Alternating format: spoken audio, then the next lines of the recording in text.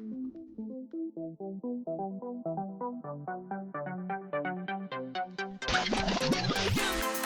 I started this analysis, I was amazed. Understanding the passage right.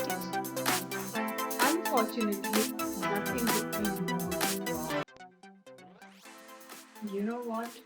I've just finished my analysis of CLAT 2025 and 2026 papers, and not just set A, but all the sets. Dare I say, the result of my analysis will leave all the aspirants amazed. Out of 108 non-quantitative aptitude type of questions, 85 questions could be solved directly by reading and understanding the passage right in front of you. Yes, 85 questions.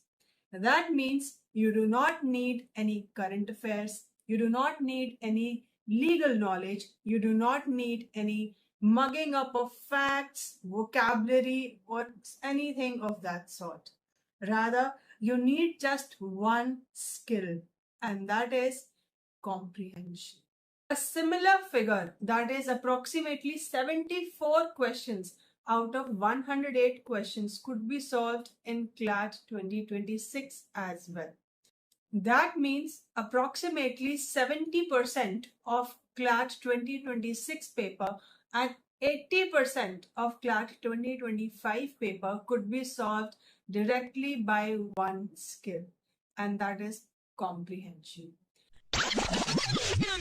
When I started this analysis, I wasn't trying to prove anything. Rather, I expected CLAT to be an examination heavily dependent on legal knowledge and current affairs. But instead of listening to the opinion of the coaching institutes and the students, I decided to listen to the CLAT paper itself. So I picked up the questions one by one and asked just one question. Can a student solve this particular question only by reading and understanding the passage? That's it. Not whether the question was easy, medium, or difficult, but only whether the question was solvable by the information that was given in the passage. And here is the detailed analysis. So no surprises here. English portion of the paper is supposed to test reading. So all the 24 questions, that is 100% of the questions, depended on reading. So far, nothing shocking.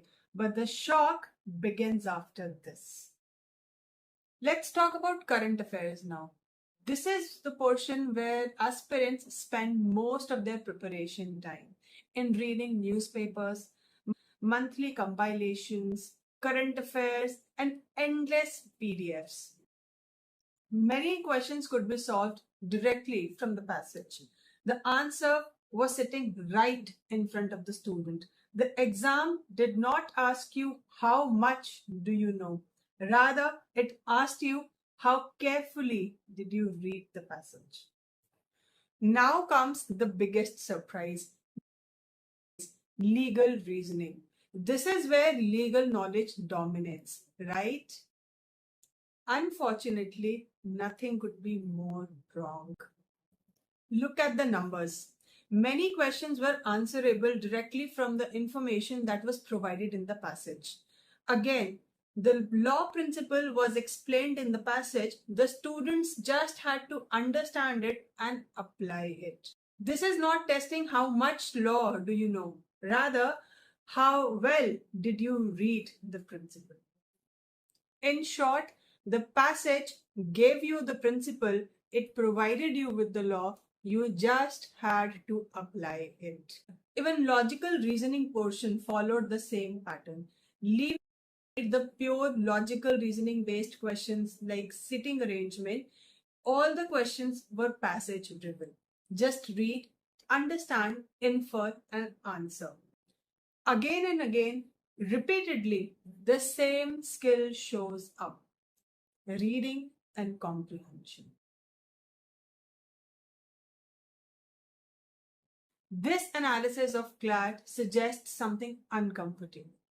that most of the students are preparing for a version of CLAT that no longer exists. Reading skill is not just a skill for CLAT, it is the skill for CLAT. The biggest lie that every aspirant has been told is that in CLAT, knowledge wins. No, knowledge can help, but reading wins. Now ask yourself honestly, how much time are you devoting to improve your reading skills? And how much time are you devoting to collect information that will comprise only of, let us say, 20 to 30% of the paper at max? The paper will continue to give you answers in the form of passage. The students only need to understand and answer it accordingly. In my next video, I'll show you exactly how skilled readers approach CLAT in comparison to the students who are underprepared with their reading skills. Because now that we know what CLAT demands, we need to learn and master it.